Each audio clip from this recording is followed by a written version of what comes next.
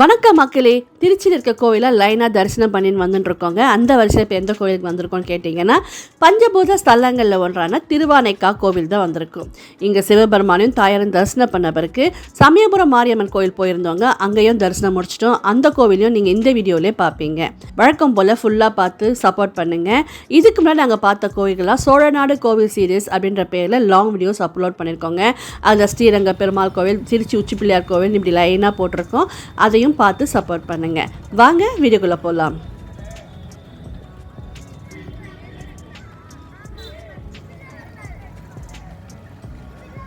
இப்போ அடுத்து எந்த கோயிலுக்கு வந்திருக்கோம்னு கேட்டிங்கன்னா, பஞ்சபூத ஸ்தலங்களில் ஒன்றான திருவானைக்காக்கு தான் வந்திருக்காங்க. ஜம்புலிங்கேஸ்வர் கோயில்.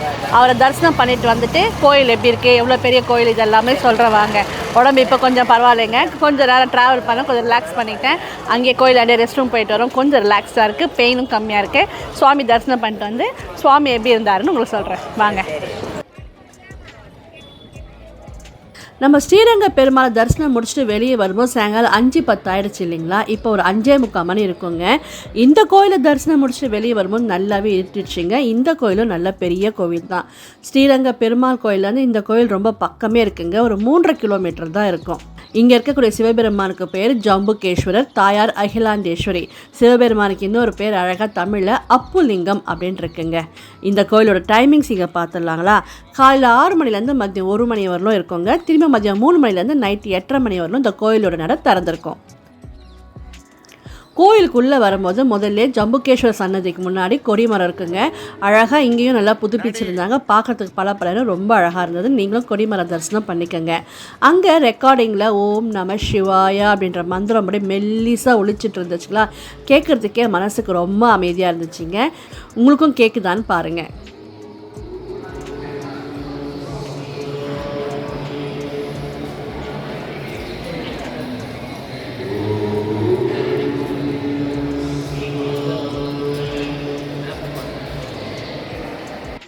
இந்த மாதிரி பழைய புராதன கோவில்கள் வரும்போது இங்கேயே நம்ம ஸ்தல வரலாறுன்னு போர்டில் இருக்கோங்க. அதை படித்து தெரிஞ்சுக்குவேன். அப்படி இல்லைன்னா அங்கே இருக்க குருக்கள் கிட்டாவது நான் கேட்டு தெரிஞ்சுப்பேங்க. இது மாதிரி நம்ம தெரிஞ்சு சுவாமி கும்பிடும் போது நம்மளால் மனம் ஒன்று சுவாமி கும்பிட முடியும்னு நான் நினைக்கிறேங்க. நீங்கள்லாம் என்ன நினைக்கிறீங்கன்னு கமெண்ட்டில் சொல்லுங்கள். அது மாதிரி அப்பப்போ எனக்கு தெரிஞ்சது தான் நான் உங்களுக்கு சொல்கிறேங்க. இங்கே இருக்கக்கூடிய சிவபெருமான யானை வழிபட்டதுனால ஆனைக்கா, மரியாதையாக திருவானைக்கா அப்படின்றது இந்த கோவிலுக்கு பேருங்க. இங்கே இருக்க சிவபெருமான யானை மட்டும் இல்லாமல் சிலந்தி, யானை ரெண்டுமே வழிபடுது. சன்னதிக்கிட்ட வந்தால் அங்கே அவ்வளோ கூட்டம் இருக்காங்கங்க. ஸ்ரீரங்க பெருமாள் கோயிலையும் சரி, இந்த கோயிலையும் சரி, வெளியே பார்க்கும்போது கூட்டம் இல்லாத மாதிரி தான் இருக்குங்க. ஆனால் உள்ள சன்னதிக்கிட்ட நிறைய பேர் சுவாமியை பார்க்கறதுக்காக வெயிட் பண்ணிட்டுருக்காங்க. இங்கேயுமே வழக்கம் போல் 100 ரூபாய் டிக்கெட், ஸ்பெஷல் டிக்கெட் வாங்கிட்டாங்க. க்யூவில் நின்னோம். தர்ம தரிசனமும் சரி, 100 ரூபாய் டிக்கெட்டும் சரி, பெரிய க்யூ, நிறைய பேர் வெயிட் பண்ணிட்டு இருந்தாங்க. அதுவும் இல்லாமல் க்யூ ரொம்ப ஸ்லோவாக தான் மூவ் ஆகிட்டு இருந்ததுங்க. இங்கே பார்த்தீங்கன்னா சன்னதி என்னமோ பெருசாக தான் இருக்குங்க. ஆனால் கருவறை ரொம்ப சின்னது. அதுக்குள்ளே தான் சிவபெருமான் இருக்கார். அவர் கீழே நீர் ஓட்டம் இருந்துகிட்டே இருக்குங்க. அதனால தான் இவர் நீர்நிலைக்கான சுவாமி.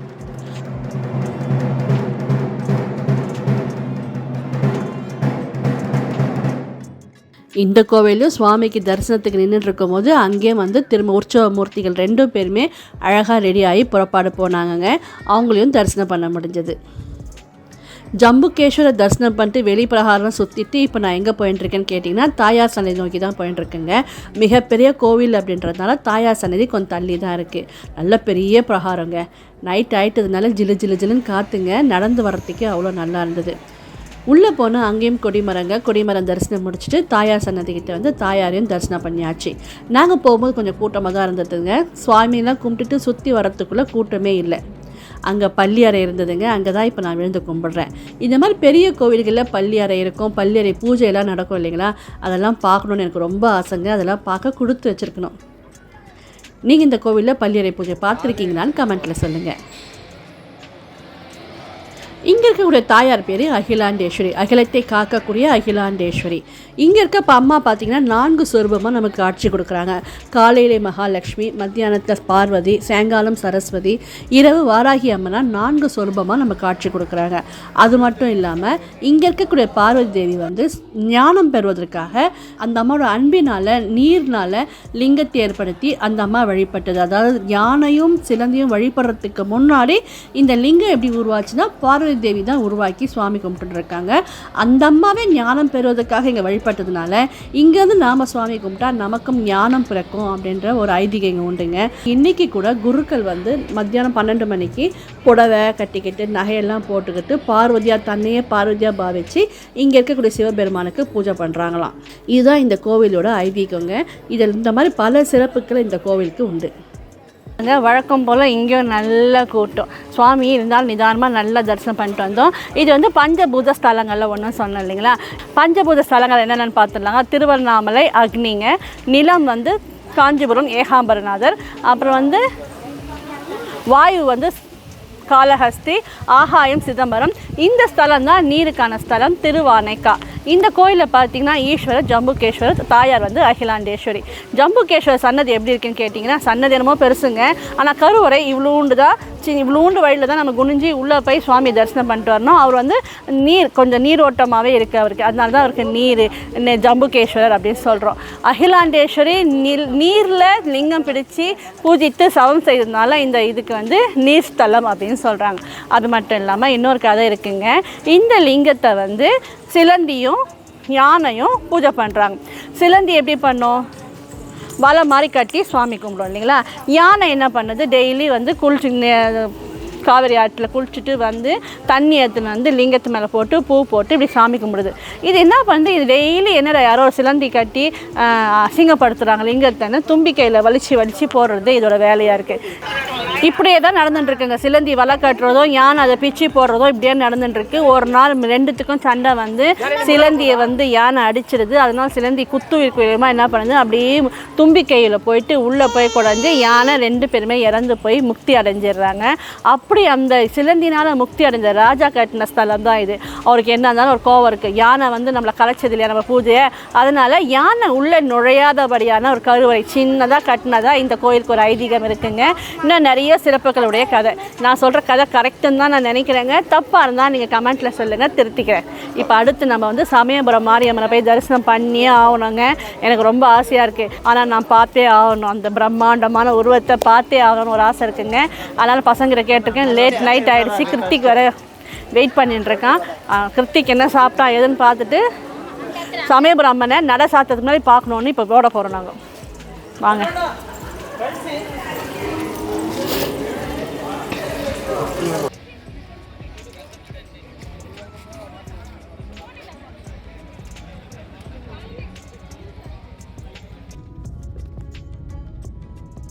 திருச்சிக்கு வந்திருக்கோம், கோவிலாம் தரிசனம் பண்ணுறோன்னா அந்த லிஸ்ட்டில் சமயபுரம் மாரியம்மனை மிஸ் பண்ணவே முடியாது இல்லைங்களா. பிரம்மாண்டமாக உட்காந்துட்டுருக்க அந்த அம்மாவை பார்க்குறதுக்கே கண் கோடி வேணுங்க. அந்த அம்மா பார்த்தாச்சு, அந்த அம்மாகிட்ட எல்லாம் ஒப்படைச்சாச்சுன்னா அந்த அம்மா பார்த்துப்பாங்கன்னு மனசுக்கு ஒரு நிம்மதிங்க. தாய் வீட்டுக்கு வந்த மாதிரி ஒரு ஃபீல் ஆகும் இல்லைங்களா.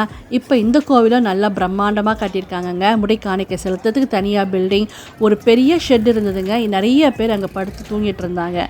நைட் ஆகிடுச்சு இல்லைங்களா. இவங்கெல்லாம் தரிசனம் முடிச்சுட்டு படுத்துட்டு இருக்காங்கன்னு நினைக்கிறேங்க. நாங்களுமே 100 ரூபாய் டிக்கெட் வாங்கி தான் போயிருந்தோம்.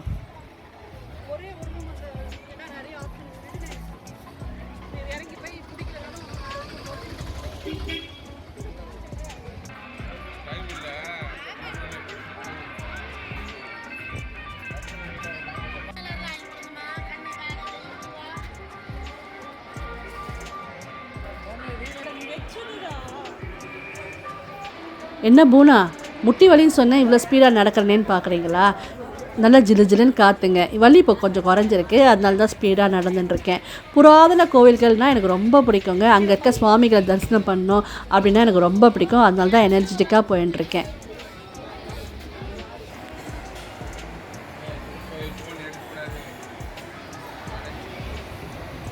பக்கத்தில் ஒரு கியூ போது பாருங்கள், அது தர்ம தரிசனம். அதுவுமே கூட்டம் கம்மியாக தான் இருந்ததுங்க. நட சாத்திர டைம் ஆகிடுச்சு இல்லைங்களா. அதுவுமே ஸ்பீடாக மூவ் ஆகிட்டு இருந்தது. இதுவுமே நாங்கள் ஸ்பீடாக தான் போனோம். சுவாமிகிட்ட போனால் கொஞ்சமாக தான் கூட்டம் இருந்தது. சுவாமியை நல்லா தரிசனம் பண்ணிட்டு வந்தோங்க.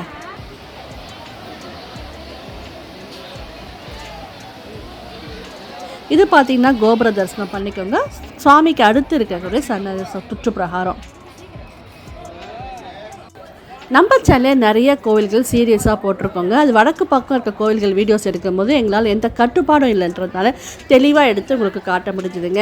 ஆனால் நம்ம ஊர் பக்கம் வீடியோஸ் எடுக்கக்கூடாதுன்ற ஒரு கட்டுப்பாடு இருக்கிறதுனால பயந்தான் வீடியோஸ் எடுத்து உங்களுக்கு கொடுத்துருக்கோம். முடிஞ்ச அளவு கவர் பண்ணியிருக்கோம், அப்படியே பாருங்கள். அதாவது எதுக்கு இது மாதிரி உங்களுக்கு காட்டுறோம் அப்படின்னா, வர முடியாமல் சுவாமி தரிசனம் பண்ணணும்னு ஆசைப்படுற நிறைய பேர் இருப்பீங்களா, நீங்கள்லாம் பார்த்து தரிசனம் பண்ணுவீங்கன்ற ஆசையினால தான் உங்களுக்காக இந்த மாதிரி வீடியோஸ் எல்லாம் எடுத்து நான் காட்டுறேன். அதுக்கு வெளியே வந்தோம்னா நல்ல பெரிய மண்டபம் கட்டியிருக்காங்க. அங்கே தான் கொஞ்ச நேரம் உட்காந்து ரிலாக்ஸ் பண்ணிட்டு இருந்தோம். பசங்கள்லாம் பார்த்திங்கன்னா ரூம் செக் கிடைக்குதான்னு பார்க்க போயிருக்காங்கங்க. நாங்கள்லாம் இங்கே தான் கொஞ்சம் நேரம் கிருத்திகை படுக்க வச்சுட்டு உட்காந்துட்டு இருந்தோம். அப்போ பசிக்குதுன்னு சொன்னேன். பையன் பிரசாதம் வாங்கி கொடுத்தா புளியோதரை சாப்பிட்டுட்டு உட்காந்துட்டு இருந்தேன். கோயில் பிரசாதத்துக்கே தனி ருசி தான் இல்லைங்களா. கொஞ்சமாக கிடைக்கும் போது இன்னும் கொஞ்சம் கிடைக்காதான்னு ஏங்குற அளவுக்கு அப்படி ஒரு ருசி. நல்ல தரிசனங்க. அதாவது 9 மணிக்கு க்ளோசிங் டைம். நாங்கள் ஒரு 8 மணிக்கு வந்தோமா, கடகடன்னு வந்தோங்க. 100 ரூபாய் டிக்கெட் தான் வாங்கிட்டு வந்தோம். ஏன்னா நல்லா கூட்டங்க. வந்து சுவாமியை நல்லா கிட்ட வரலாம் விட்டாங்க. அம்மா சூப்பராக தரிசனம் பண்ணோம். நல்லா ரெட் கலர் முகத்தில் பச்சை கலர் புடவை கட்டி, கீழே இப்போ மஞ்சள் புடவை கட்டி அப்படியே சாத்தி வச்சுருந்தாங்க. அருமையான தரிசனம். இப்போ அவ்வளோதாங்க. இதோட இந்த இன்னைக்கு கோயிலுக்கு தரிசனம்லாம் முடிச்சுக்கிட்டு எங்கன்னா ரூம் கிடைக்குமான்னு பசங்க தேடி இருக்கிறாங்க. ரூம் கிடைச்சா போய் நல்லா ரெஸ்ட் எடுத்துகிட்டு நாளைக்கு என்ன ப்ரோக்ராம்னு நாளைக்கு தான் எங்களுக்கே தெரியும்.